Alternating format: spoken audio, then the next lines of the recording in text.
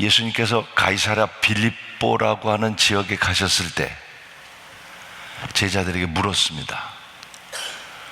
너희들은 세상 사람들이 나를 누구라고 하느냐? 글쎄요, 주님이 모르셔서 물으셨을까요? 또 알고 싶으셔서 물으셨을까요? 제자들은 예수님께 말합니다. 더러는 세례 요한이라고도 하고, 더러는 엘리야라고도 하고, 또 예레미야라고도 하고, 또는 선지자 중에 한 사람이라고 다른 사람들이 얘기합디다. 아마 유명한, 그 당시에 또 존경할 만한, 또 그들이 알고 있는 사람들의 이름을 구약의 선지자까지 샅샅이 대답한 것 같습니다. 그 말씀을 들은 주님께서 다시 제자들을 눈과 눈을 마주치면서 물으셨을 거예요. 그럼 너희들은 나를 누구라고 생각하느냐? 너희들은 나를 누구라고 생각하느냐? 여러분, 예수님의 이 질문 속에는 지금 세상 사람들이 나를 누구라고 생각하느냐, 이것을 묻고 싶은 것이 아니라 본질은 뭐냐면, 너는 나를 누구라고 생각하느냐라는 질문입니다. 저는 오늘 여러분에게 묻고 싶습니다.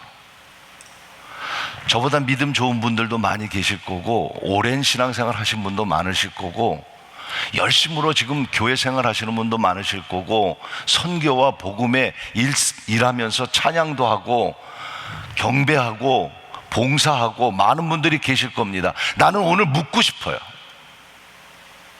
주님이 물었던 질문, 다른 사람들이 말하는 대답이 아니라 너는 나를 진짜 누구라고 생각하느냐? 뭐라고 대답하시겠습니까? 여러분에게 있어서 주님은 누구라고 대답하시겠습니까? 마태복음 16장 16절에 주는 그리스도시요 살아계신 하나님의 아들이라고 기록됐으니까 나도 주는 그리스도시요 살아계신 하나님이라고 그냥 그렇게 대답하시겠습니까? 마치 제 어렸을 때 기억이 나요. 저희 아버님은 목사님이시거든요. 제가 중학교 때 유아 세례를 받았지만 또 세례식을 하기 전에 학습이라는 거 받을 때 선생님이, 전도사님이 그랬어요. 목사님이 예수가 누구라고 물으면 너 이렇게 대답해. 주는 그리스도시요 살아계신 하나님의 아들이라고. 그러면 너는 패스하는 거야. 여러분 그냥 패스하기 위해서, 세례받기 위해서 주는 그리스도시요 살아계신 하나님의 아들이 아니라 진짜 묻고 싶은 거예요. 오늘 이 아침에 한번 여러분 스스로에게 한번 물어보세요. 예수가 누구세요? 나에게 예수는 진짜 누굴까? 김요한이라는 목사의 예수는 정말 나에게 누굴까? 가장 본질적인 거예요. 여기에 분명한 대답이 있어야 돼요. 주는 그리스도시요 살아계신 하나님의 아들이라고 하는 분명한, 만남이 없이는 입술로만 하는 고백이 아니라, 남들에게 하는 고백이 아니라, 성경의 말을 인용하는 게 아니라 나에게 있어서 진짜 예수가 누구냐는 본질이에요. 본질. 오늘 이 시대는 본질을 잃어가고 있어요. 교회의 본질을 잃어가고 있어요. 신앙의 본질을 잃어가고 있어요. 성경의 본질에서 떠나가고 있어요. 저희 교회 올 한 해 표어는 본질로 돌아가자입니다. 기초로 돌아가자. 운동선수들, 저희 아들이 운동을 하거든요. 요 팜스프링에서 골프 선수로 대학교에서 에이스로 아주 잘 하고 있고요. 이번에 졸업하고 2부 투어 떨어졌어요. 그래도 열심히 하고 있어요. 골프를 하다가 스트레스를 많이 받습니다. 그렇게 그렇게 평생 친 골프 잘 쳤는데도 어느 날 어떻게 치는 줄을 몰라요. 어떻게 해야 될지 몰라. 그럴 때 방법이 하나 딱 있습니다. 다시 기초로 돌아가는 거예요. 본질로 돌아가는 거란 말이에요. 이 본질이라는 기초는 우리 영어로 basic이라고 그래요. B-A-S-I-C, basic. 그래서 저희 교회는 이 5가지의 이니셜을 가지고 본질로 들어가자. 첫째, B는 뭐냐? 바이블, 성경으로 돌아가자. 성경으로, 바이블. A, ask, 하나님께 기도하는 것, 기도하는 생활, 본질로 돌아가자. S, service, 예배하는 거, 예배 본질, 정말 하나님이 기뻐 받으시는 신령과 진정한 예배로 돌아가자. B-A-S-I, inspire, 영감. 우리 영적인 감각을 잃어버리지 않으시기를 바랍니다. 영성을 잃어버리지 않기를 바랍니다. 찬양 속에도 영성이 있어야 되고, 설교 가운데도 영성이 있어야 되고, 여러분의 사역 속에도 영성 있어야 합니다. 저는 금요일날 그래서 영성에 대한 설교를 드렸습니다. B-A-S-I-C, C는 뭐냐면 리얼 크리스찬입니다. 진짜 크리스찬이 돼야 돼요. 가짜 크리스찬이 너무 많아요. 가짜 교회가 너무 많아요. 가짜 목사가 너무 많아요. 그래서 본질로 돌아가는 거예요. 그 본질 가운데 하나가 뭐냐면 구원의 확신이에요. 예수님 만나는 일이에요. 그래서 예수님이 주는 그리스도시요 살아계신 하나님의 아들이라고 하는 분명한 신앙의 고백이 있을 때 그 위에 주님께서 말씀하십니다. 너는 참 복이 있는 자다. 오늘 여러분 17절에 보면 그렇게 말씀합니다. 복이 있는 자다. 이게 알게 한 것이 혈육이 아니라 하나님 아버지라고 말씀하셨어요. 18절에 이렇게 두 번째 복을 말씀하십니다. 야, 파요나 시몬아, 너 참 내가 복 있는 자다. 내가 네게 이루니 베드로라. 이 반석 위에 교회를 세우리니 음부의 권세가 이기지 못하리라. 여러분, 교회는 절대로 무너지지 않습니다. 여러분들은 한 사람 한 사람이 성도들이요 하나님의 부름받은 자들입니다. 음부의 권세가 여러분을 이기지 못할 줄로 믿습니다. 어떤 자에게? 주는 그리스도시요 살아계신 하나님의 아들이라고 하는 분명한 확신이 있다면 무너지지 않습니다. 그리고 그에게 축복합니다. 내가 천국의 열쇠를 내게 주노니 하늘에서 땅에서 매면 하늘에서도 매일 거고 땅에서 풀면 하늘에서 풀리리라. 오늘도 여러분 풀려지는 역사가 있기를 축복합니다. 저는 이 3가지 축복을 잠시 생각해 보려고 그래요. 다시 17절로 넘어갑니다. 같이 여러분 17절 말씀 한 번 더 읽겠습니다. 시작. 예수께서 대답하여 가라사대 바요나 시몬아 내가 따라하십시다. 복이 있다.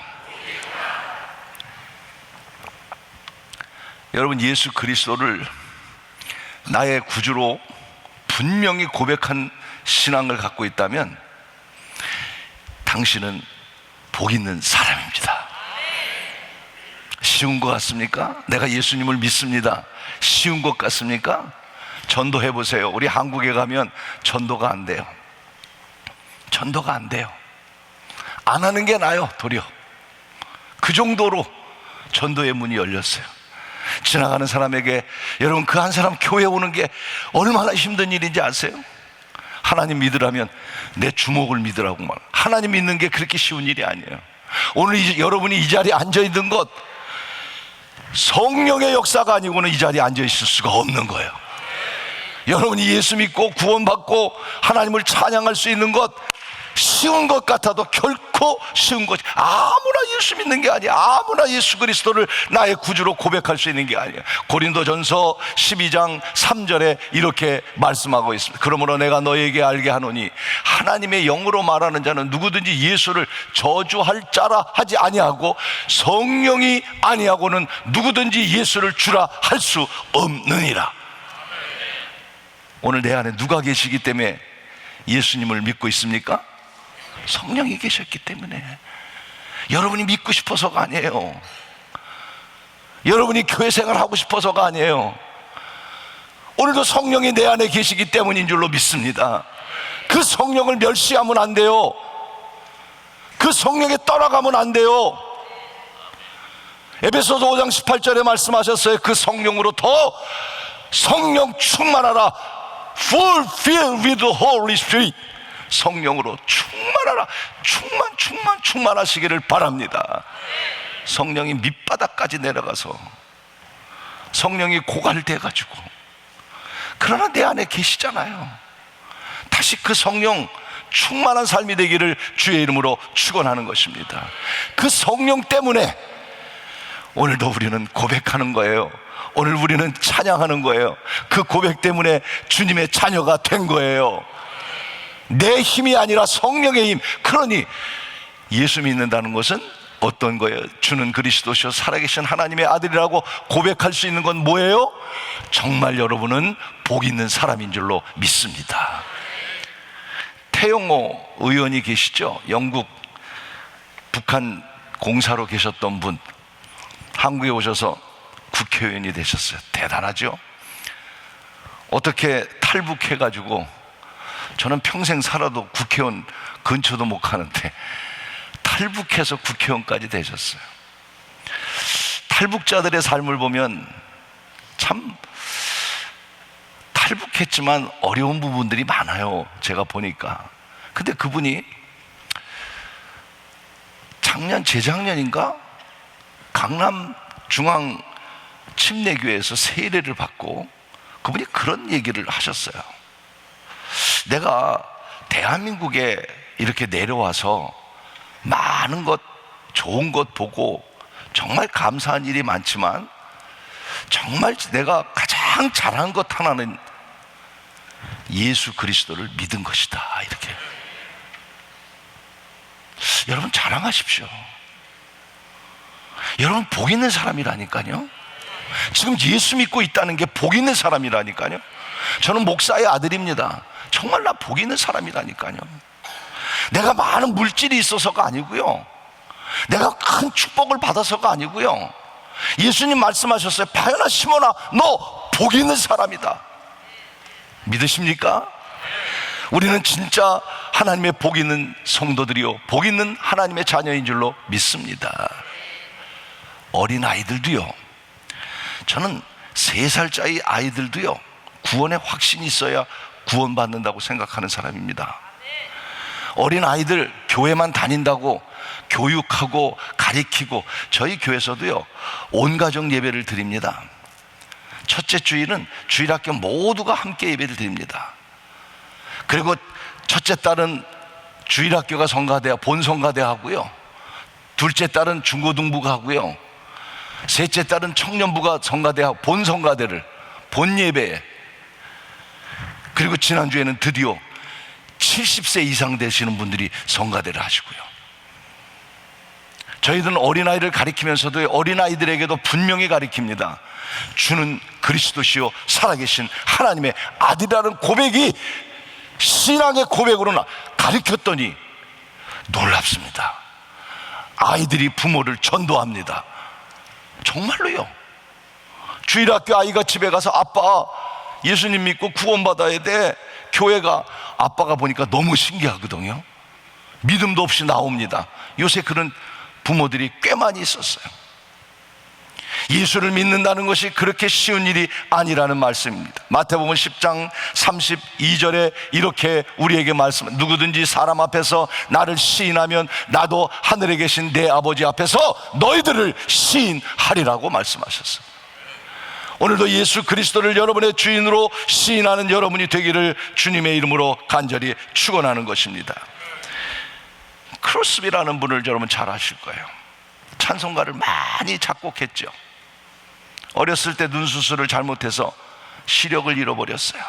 얼마나 원망스러웠겠어요. 얼마나 힘든 어린 시절을 지냈겠어요. 하나님을 원망하고 의사를 원망하고 자신의 삶을 원망하는 그는 하나님을 만났어요. 하나님을 만나고 난 후에 그의 마음은 달라지기 시작했습니다. 용기가 생겼습니다. 소망이 생겼습니다. 글을 쓰고 작곡을 합니다. 수많은 찬송을 작곡합니다. 여러분이 알만한 좋아하는 찬송은 다 크로스비라는 분이 쳤어요. 인내하신 구세주여 내 말 들으사 나의 갈 길 다가도록 예수이 나의 영원 하시.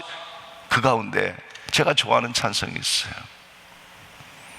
예수로 나의 구주 삼고 성령과 피로써 거듭나니 이 세상에서 내 영혼이 주님의 영광 돌리로다. 이것이 나의 간증이요 이것이 나의 찬송이. 할렐루야. 예수님을 만나고 나니까 절망 가운데도 소망을 갖습니다. 오늘 여러분 모두가 예수 그리스도를 나의 살아계신 하나님의 아들이라고 고백하는 여러분, 우리 옆 사람에게 인사합시다. 당신은 복 있는 사람입니다. 그렇습니다. 둘째로 18절에 그렇게 말씀합니다. 내가 베드로라 이 반석 위에 교회를 세우리니 음부의 권세가 이기지를 못하리라. 따라 하실까요? 주는 그리스도서 살아계신 하나님의 아들이라고 내가 고백한다면 여러분들은 오늘 믿으십시오. 따라 하십시오. 우리는 교회입니다. 아멘. 예수님께서 말씀하셨어요.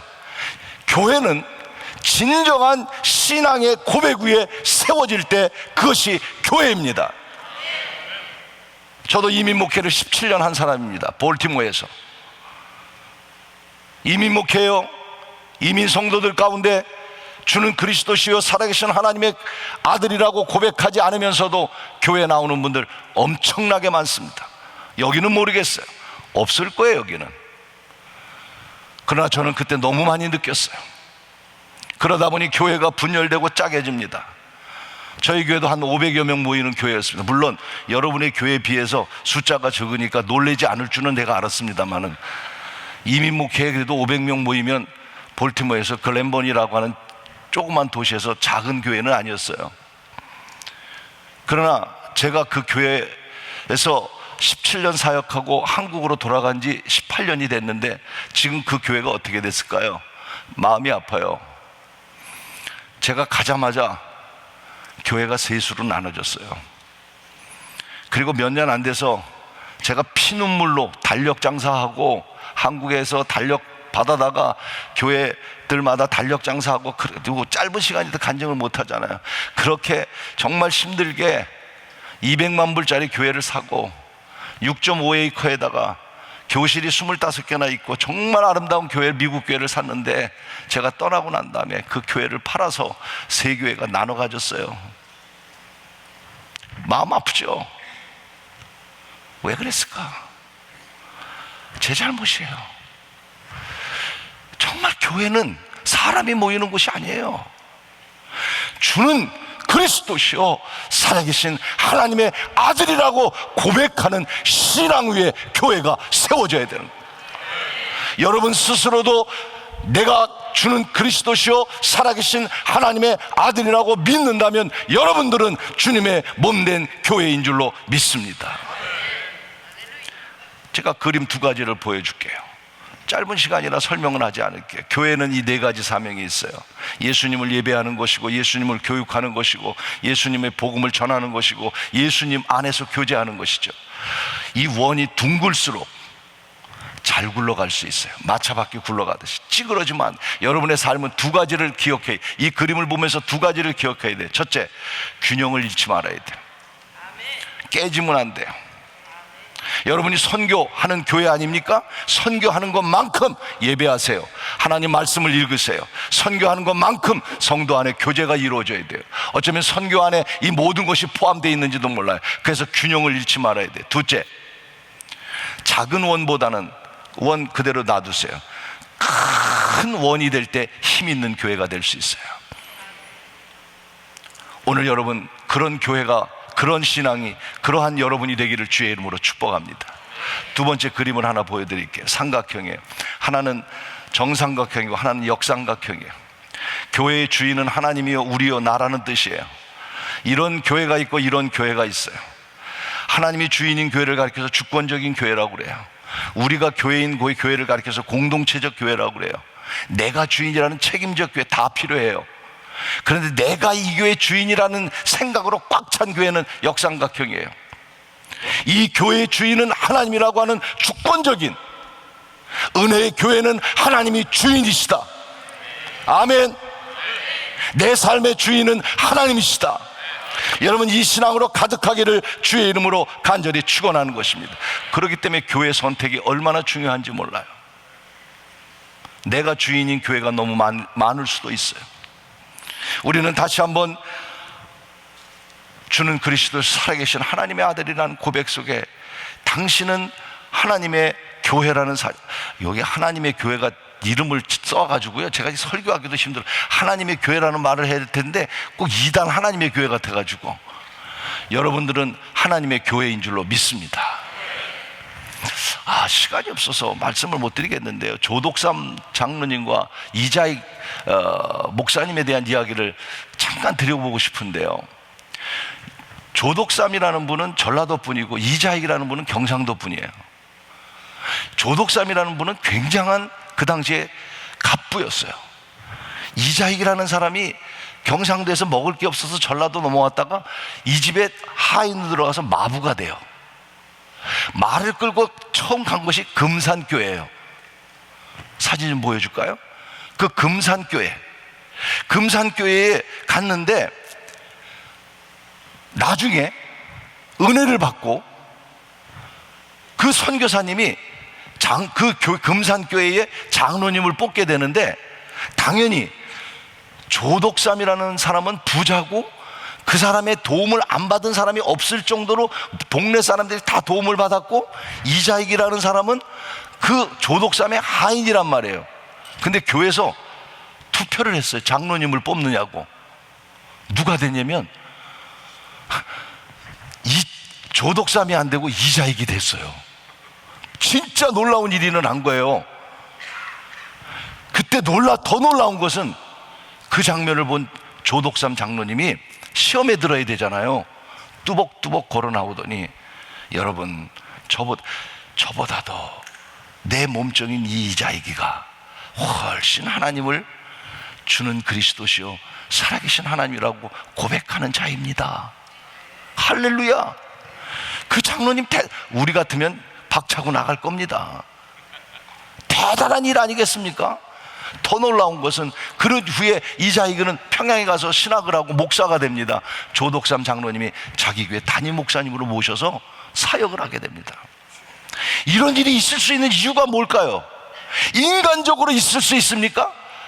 오늘 교회 안에 이런 일이 있을 수 있습니까? No way! 없어요. 주는 그리스도시요 살아계신 하나님의 아들이라고 고백한다면 이 교회의 주인은 주님이 되시는 줄로 믿습니다. 마지막 19절에 이렇게 말씀합니다. 내가 천국 열쇠를 내게 주었다. 땅에서 매면 하늘에서도 매일 것이고 하늘에서 땅에서 풀면 하늘에서도 풀릴 것이다. 따라하십시다. 여러분에게는, 아니 나에게는, 다시 한번, 손이 없습니까? 가슴에 손. 나에게는 기도의 특권을 주셨다. 믿으셨으면 아멘. 여러분에게 뭘 주셨다고요? 땅에서, 저는 이게 기도의 특권이라고 봐요. 여러 가지 해석할 수 있지만, 땅에서 매면 하늘에서도 매일 것이고 땅에서 풀면 하늘. 여러분 땅에서 풀어야 하늘에서도 풀어집니다. 하나님께서 우리에게 기도의 특권을 주셨다고 믿습니다. 시간이 없어서 제 간증 한 가지만 하고 제가 말씀을 마칠게요. 너무 아쉬워. 저는 목사의 아들로 태어났죠. 왜 목사 됐느냐? 어렸을 때 부흥회했는데 우리 아버지하고 부흥 강사님만 계란 후라이를 주더라고요. 그래서 제가 따라 들어가서 나도 달라고 그랬더니 여성교회 회장이 내 손을 잡고 딱 데리고 나오면서, 이놈아, 너도 앞으로 목사 되면 계란 먹을 수 있어. 그래서 제가 목사 된 사람이에요. 지금까지 목사 된 거 한 번도 후회한 적 없어요. 한 번도 없어요.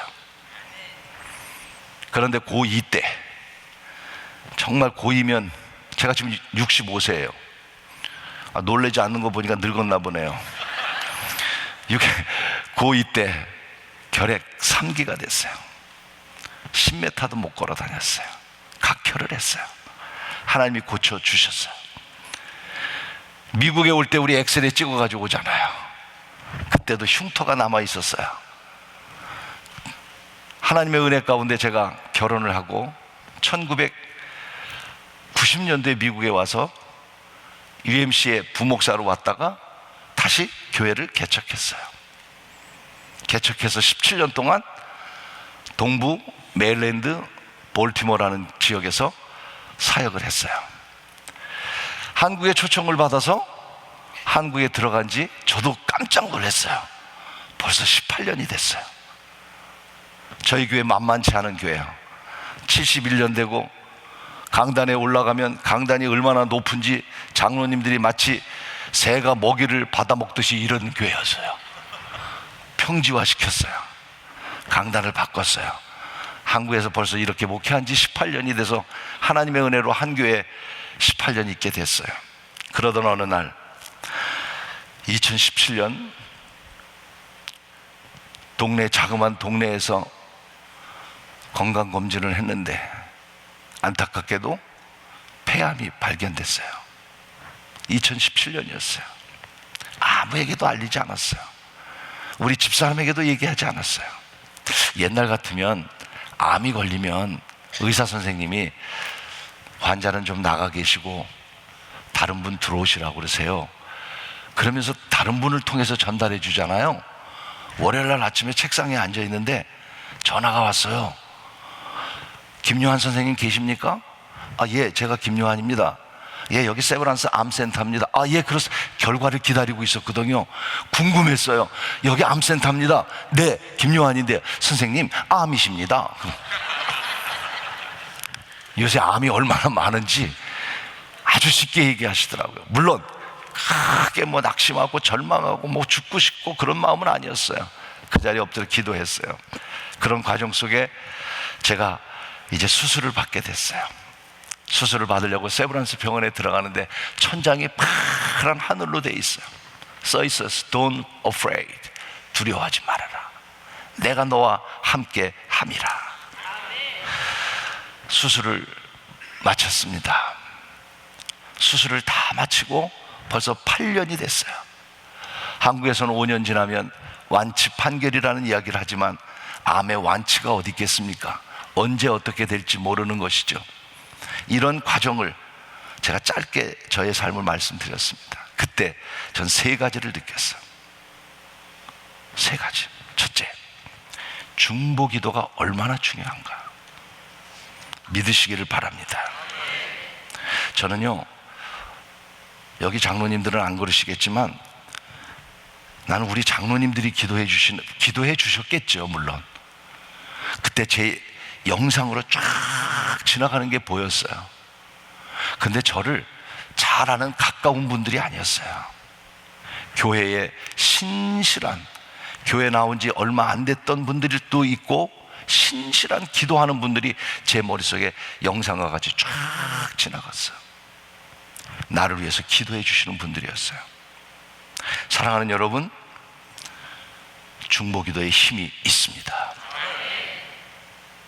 다시 아멘 하실 때 그냥 아멘이 아니고 믿음으로 아멘 하세요. 여러분이 당신의 남편을 위하여, 아내를 위하여, 자녀를 위하여, 교회를 위하여, 복음을 위하여, 선교사들을 위하여 기도하면 중보의 기도에 힘이 있습니다. 둘째 깨달은 거예요. 하나님의 은혜가 너무 크다는 거예요. 죽음과 삶의 차이는 진짜 한 뼘 차이입니다. 의사에게 상담을 받고 나오는 사람의 얼굴을 보면요, 둘로 쫙 갈라집니다. 한 사람은 울면서 암 판단으로 당신 가능성이 없다는 사람이야. 또 한 사람은 나옵니다. 희망이 있다는 사람. 저는 그때 너무 깨달아. 죽음과 삶은요, 문 한 짝 사이에, 의사를 만나고 나오는 그 사이에 죽음과 삶이 갈라지더라. 저는 수술 후에 시도라는 곳에서 잠깐 쉬면서 한 목사 2, 3분만 제가 더 할게요. 20분에 끝나기로 했거든요. 시도에 가서 쉬는데 깊은 밤에 깨어납니다. 첫째, 너무 아파가지고